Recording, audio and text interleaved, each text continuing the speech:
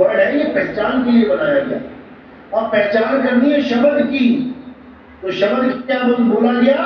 अरे शब्द शब्द सब कोई कहे, वह तो शब्द विदेह और जीवा पे आवे नहीं, निरख परख कर ले।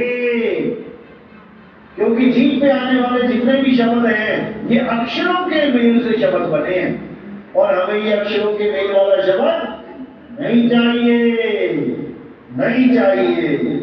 हमें वो शब्द चाहिए जिसके लिए बोला गया शब्दे धरती शब्दे आकाश शब्दे शब्द भया प्रकाश, सगल सृष्टि शब्द के पाछे, नानक शब्द घटे घटाछ।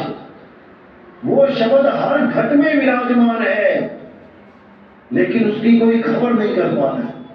इसीलिए बोला घट घट मेरा साइया, सुनी सेज न कोए, और बलिहारी वा घट की, जिस घट प्रगट होए। वैसे तो वो प्रगट ही है। अभी हम कमरे में बैठे तो सूरज प्रगट नहीं है क्या? प्रगट है, लेकिन हम उससे दूर हुए बैठे हैं। अभी हम छत पे चले जाएं तो सूर्य प्रगट है। बस यही अज्ञानता है। हमारा मुंह नीचे की तरफ है, हम धरती को देख रहे हैं और सूरज ऊपर है। कैसे दिखेगा? नहीं दिख रहा है। अब क्या करना है? उलट समानी आप में और प्रगति ज्योति अनंत, साहिब सेवक एक संग, खेले सदा बसंत। तुम्हारा मुंह मन की तरफ है, इसलिए तुम मनमुखी हो गए हो। गुरु तुम्हारे पीछे है। तुमने केवल अपना मुंह पलटना है, मुख पलटना है, तो तुम मनमुख से गुरुमुख हो जाओगे, और कुछ नहीं करना है। साहिब तुम्हारे पीछे खड़े हैं और तुम्हारा ध्यान आगे है, तो साहिब कह रहे हैं मैं तो देखूं तुझको, तू देखे कहीं और। लानत ऐसे चित पर, एक चित दो ठौर। ये सारी संसार दो भागों में बटा हुआ है, निर्गुण सरगुण, निराकार साकार। इसी में उलझा पड़ा है। आधी दुनिया कह रही है परमात्मा साकार है, राम जी हैं, कृष्ण जी, हनुमान जी हैं, अपने अपने गुरुओं को मान के बैठी है। और आधी दुनिया कह रही है परमात्मा निराकार है। दोनों को लानता दे रहे हैं कबीर साहब। लानत ऐसे चित्त पर, एक चित्त दो ठौर। अब करना क्या है?